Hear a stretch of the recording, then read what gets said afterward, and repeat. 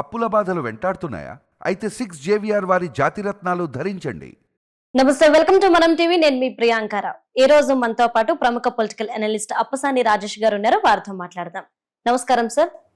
Sir, నిన్న Jaganmohan Reddy I-PAC team ని కలవడానికి వెళ్లారు. అయితే ఈ నేపథ్యంలో కొన్ని వ్యాఖ్యలు చేశారు. మళ్ళీ అధికారంలోకి రాబోతుంది మేమే, దేశమంతా తిరిగి చూసేలా రిజల్ట్ ఉండబోతుంది. లాస్ట్ టైం 151 సీట్స్ అయితే ఈసారి అంతకు మించి 22 ఎంపీ సీట్లు అయితే అంతకు మించి గెలుచుకుంటున్నాం అని చెప్పారు. ఇదే నేపథ్యంలో మరొక మాట అన్నారు. ప్రశాంత్ కిషోర్ మారిపోయారు, మాట మార్చేశారు, అమ్ముడుకుపోయారు అని చెప్పేసి. ఏంటి జగన్మోహన్ రెడ్డి ఇంత ధీమా వ్యక్తం చేయడానికి, ఇంత కాన్ఫిడెంట్ గా ఉండడానికి రీజన్ ఏంటి అనుకోవచ్చు? నిన్నే ఇంకొకరికి సంబంధించిన ఇంకొక స్టేట్మెంట్ కూడా బయటకు వచ్చింది. తప్పనిసరిగా దాన్ని కూడా మనం ప్రస్తావించి తీరాలి.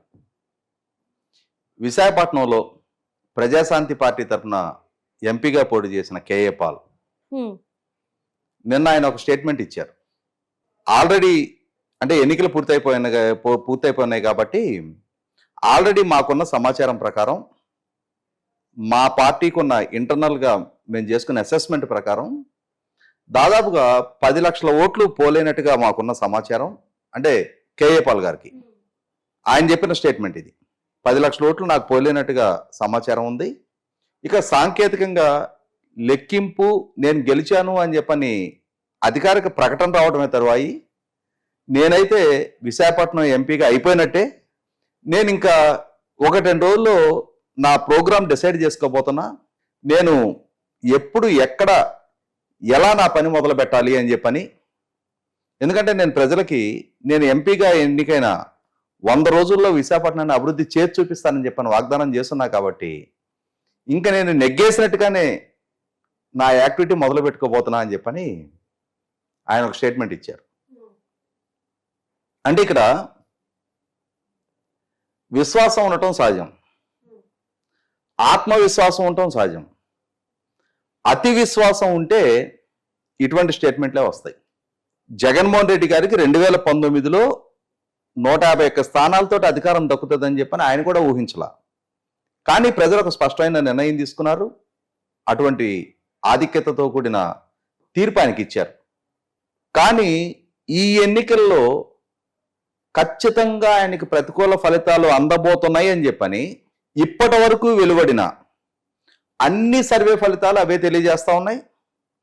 అధికారికంగా పోలింగ్ పూర్తయిపోయిన తర్వాత ఎగ్జిట్ పోల్ అయితే విడుదల అవ్వలేదు కాబట్టి, అంటే కోడ్ ఆఫ్ కండక్ట్ అమల్లో ఉన్న నేపథ్యంలో జూన్ 1వ తారీఖు వరకు ఎగ్జిట్ పోల్స్ మీద నిషేధం ఉన్న నేపథ్యంలో ఎగ్జిట్ పోల్ సమాచారం అయితే బయటకు రాలేదు. కానీ అంతర్గతంగా రాజకీయ పక్షాలు, సెఫాలజిస్టులు వాళ్ళు వేసిన అంచనాల ప్రకారం జగన్మోహన్ రెడ్డి గారి ప్రభుత్వానికి 100కి 100 ప్రతికూల ఫలితాలు రాబోతున్నాయి అనేది వాస్తవం.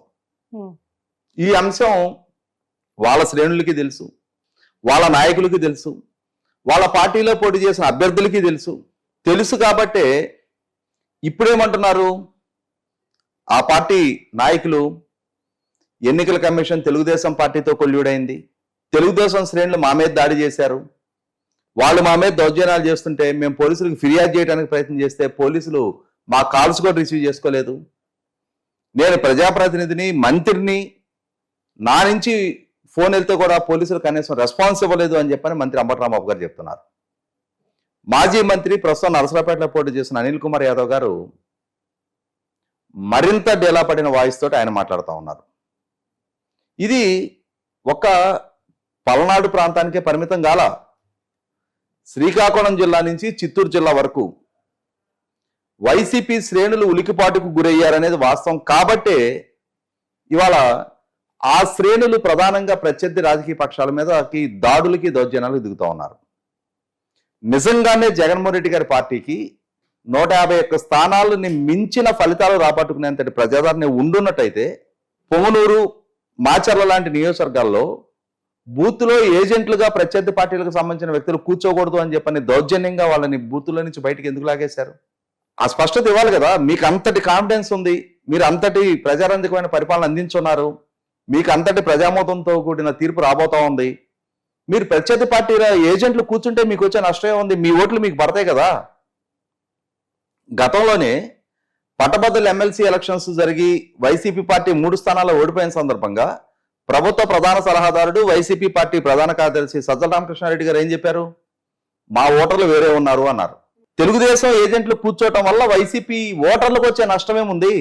నిజంగానే మీకు అంతటి ప్రజాదరణ ఉంది అన్న నమ్మకం మీకు ఉండున్నట్టయితే మీ నాయకులు ఇటువంటి అంటే ఒక రకంగా బూత్ క్యాప్చరింగ్ లాంటి కార్యక్రమాలకు పాల్పడుతుంటే, దౌర్జన్యాలు దాడులకు దిగుతుంటే పార్టీ అధ్యక్షుడిగా ముఖ్యమంత్రిగా వారిని కట్టడి చేయాల్సిన బాధ్యత మీకు లేదా? రాష్ట్రంలో హింస ప్రజలితే హింసకి మీ నాయకులు ప్రేరేపిస్తా ఉంటే, శాంతి భద్రతలు దిగజారుతా ఉంటే, దాడులు దౌర్జన్యకాండలు కొనసాగుతూ ఉంటే అల్టిమేట్ గా దెబ్బతినేది బ్రాండ్ ఏపీ కదా.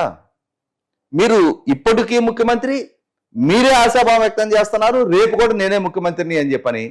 జూన్ 9వ తారీఖు రోజు విశాఖపట్నంలో ప్రమాణ స్వీకారం చేయబోతున్నానని చెప్పని చెప్తా ఉన్నారు.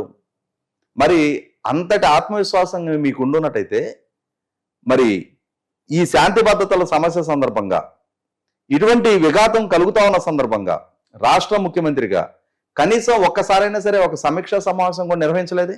అధికారులను పిలిచి ఎలక్షన్ పూర్తయిపోయింది, ఓట్లు ఈవీఎంలో నిక్షిప్తమై ఉన్నాయి, రేపటి రోజున మనకి మెరుగైన ఫలితాలు రాబోతా ఉన్నాయి, ప్రత్యర్థుల్ని కకావికలు చేసేసాం, 151 కంటే మెరుగైన సంఖ్య మనకు దక్కబోతా ఉంది. ఇప్పుడు రాష్ట్రంలో ఈ శాంతి భద్రతలు విఘాతం కలిగితే రేపు పెట్టుబడులను ఆకర్షించాలి అన్నా, పరిశ్రమను నెలకొల్పాలి అన్నా కూడా కొంత ఇబ్బందికరమైన పరిస్థితులు ఉంటాయి. రాష్ట్రంలో శాంతి భద్రతలు సమస్యగా ఉంది అని అంటే పెట్టుబడిదారులు రావడానికి సంకోచిస్తారు.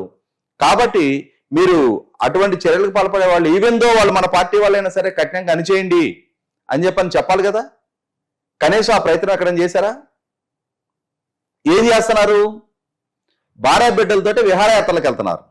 అంటే రాష్ట్రంలో కొంచెం ఇబ్బందికరమైన పరిస్థితులు తలెత్తుతున్నా, పోటీ చేసిన అభ్యర్థుల మీదే హత్యాయత్నం జరుగుతున్నా, హత్యాయత్నానికి పాల్పడుతుంది మీ పార్టీ నాయకులు అయినా వాళ్ళని కట్టడి చేయకపోగా మీరు విహారయాత్రలకు వెళ్ళిపోవడం ఏంటి?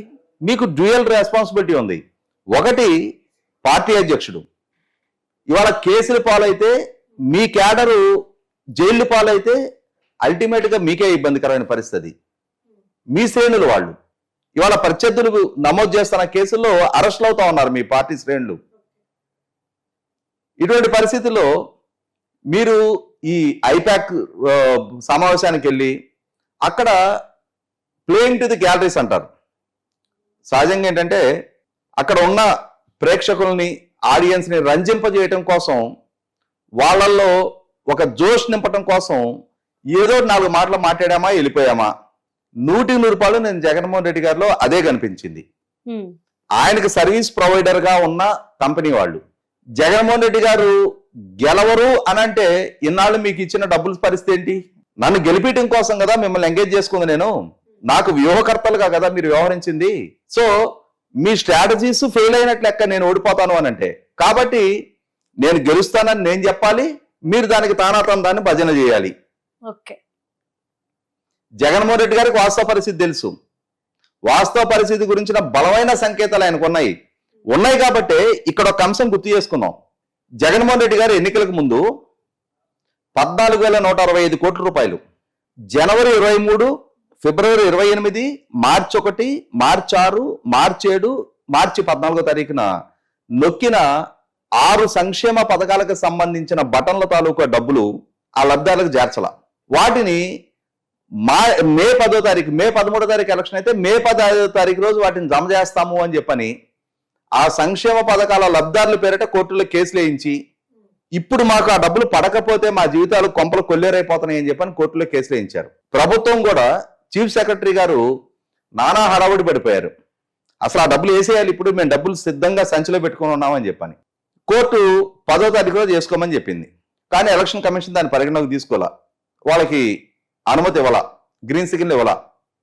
ఇవన్న నేపథ్యంలో ఎలక్షన్ కమిషన్ ఏం చెప్పింది? 13వ తారీఖు పోలింగ్ అయిపోతే మీరు 14 పొద్దున్న వేసేసుకోమని చెప్పింది. ఇవాళ మనం 17వ తారీఖులో ఉన్నాం. జగన్మోహన్ రెడ్డి గారికి నిజంగానే తన ప్రభుత్వం మళ్ళీ వస్తుందని అనిపిస్తే ఏం చేయాలి? తాను హైకోర్టులో ఇచ్చిన అఫిడవిట్ ప్రకారం సంక్షేమ పథకాల లబ్ధారులకి మొట్టమొదటి ప్రయారిటీగా డబ్బులు వేసేసి ఉండాల్సింది. కానీ ఇప్పుడు ఆయన ఏం చేస్తున్నారు? వీళ్ళు గాలికి పోతే పోయారు, నాకు సంబంధించిన కాంట్రాక్టర్లకు ముందు బిల్లులు చెల్లించాలి నేను.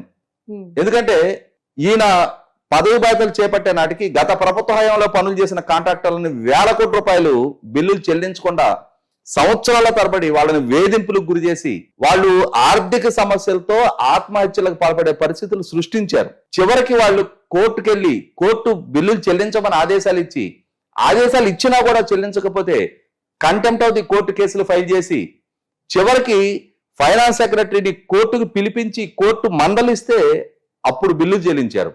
అంటే ఇదే పరిస్థితి రేపు రోజున తనకు సంబంధించిన కాంట్రాక్టర్లు కూడా తలెత్తుదని చెప్పని ఉద్దేశంతో ఇప్పుడు ఈ సంక్షేమ పథకాలు, ఈ బటన్ నొక్కుడు, ఈ పేదలు ఇవన్నీ పోయినాయి. ఈ ఆసరా, చేయూత ఇవన్నీ గాలికి పోయినాయి. ఇప్పుడు కాంట్రాక్టర్లకు బిల్లులు చెల్లింపు మీద శ్రద్ధ పెట్టారు. నిజంగానే మీ ప్రభుత్వం వస్తుంది, 151 కంటే మెరుగైన స్థానాలు మీకు దక్కపోతున్నాయి. ఎక్కడ పోతారు? కాంట్రాక్టర్లకు వచ్చే నడుచుకోవచ్చు కదా. మీరు వాగ్దానం చేసిన 75 లక్షల మంది లబ్ధిదారులు ఈ 6 బటన్ల ద్వారా లబ్ధి చేకూరాల్సింది 75 లక్షల మందికి. వాళ్ళకి మొట్టమొదటి ప్రాధాన్యత ఇచ్చి వాళ్ళకి డబ్బు చెల్లించుండాల్సింది కదా. ఎప్పుడు నొక్కారు మీరు బటను? అంటే మీ చేతిలో డబ్బులు లేకుండా ఆ బటన్ నొక్కుతున్నాను అని చెప్పని ఆ లబ్ధాన్ని వంచున్నారు మీరు. నేను వంచనకారుని కాదు, నాకు క్రెడిబిలిటీ ఉంది అని చెప్పని రుజువు చేసుకోవాల్సిన బాధ్యత మీ మీద ఉన్నా కూడా మీరు బటన్లను నొక్కి డబ్బులు ఇవ్వని వంచనకారుడిగా మిగిలిపోవడానికి సిద్ధపడుతున్నారు. కానీ వాళ్ళకి డబ్బులు చెల్లించడం కన్నా కూడా కాంట్రాక్టర్లకు బిల్లు చెల్లింపు మీద ప్రయారిటీ ఇస్తున్నారు అని అంటేనే అర్థం అవట్లేదా? రేపటి రోజున మన ప్రభుత్వం మళ్ళీ రావట్లేదు కాబట్టి దీపం ఉండగానే ఇల్లు చక్కబెట్టుకోవాలి. మనం సీట్లో కూర్చొని ఉండగానే మనకు సంబంధించిన వాళ్ళకి బిల్లు చెల్లించేస్తే రేపటి రోజున వాళ్ళు బాధితులుగా మారకుండా ఉంటారు. ఎందుకంటే సంక్షేమ పథకాల లబ్ధిదారులకి ఆ పథకాల పంపిణీకి డబ్బులు పంపిణీ చేసిన వారా వీళ్ళకి వచ్చే లాభమే ఉండదు. కానీ వీళ్ళు కాంట్రాక్టర్లు మన ఎలక్షన్కి ఫండ్ ఇచ్చుంటారు, లేదు ఇప్పుడు బిల్లు చెల్లిస్తే కమిషన్లు వస్తాయి కాబట్టి వీటికి ప్రయారిటీ ఇస్తున్నారు. అర్థమవుతుంది కదా పరిస్థితి ఏంటనేది.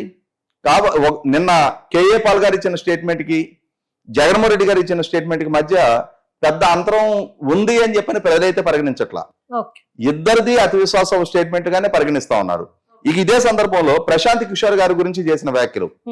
ఎవరి ప్రశాంత్ కిషోర్ అంటే మీకు సర్వీస్ ప్రొవైడర్ గా ఉన్నంత వరకు, 2019 ఎన్నికల్లో మీ గెలుపుకి కీలకంగా దోహదం చేసినంత వరకు, సమాజాన్ని మీ గెలుపుకి అనుకూలంగా కులాల పేరిట ప్రాంతాల పేరిట విచ్ఛిన్నం చేసినంత వరకు ప్రశాంత్ కిషోర్ ఇతను మనకు సర్వీస్ ప్రొవైడరు అని చెప్పని మీ పార్టీ ప్లేనరీలోనే మీ శ్రేణులకు పరిచయం చేశారు కదా.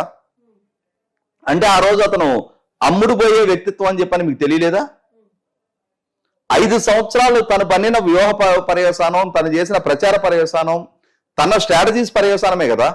మీ మీద కోడికత్తి అంశం జరిగిన, మీరు ఆ ప్రభుత్వం మీద జరగని నేరాలు జరిగినట్టుగా ఆరోపించిన, చెయ్యని కుంభకోణాలు చేసినట్టు ఆరోపించిన, ఆ రోజున అసత్యాలని సత్యాలుగా భ్రమింపజేస్తూ ప్రజలకి తప్పుడు సమాచారం ఇచ్చినా కూడా ఇదంతా ప్రశాంత్ కిషోర్ రచించిన వ్యూహమే కదా.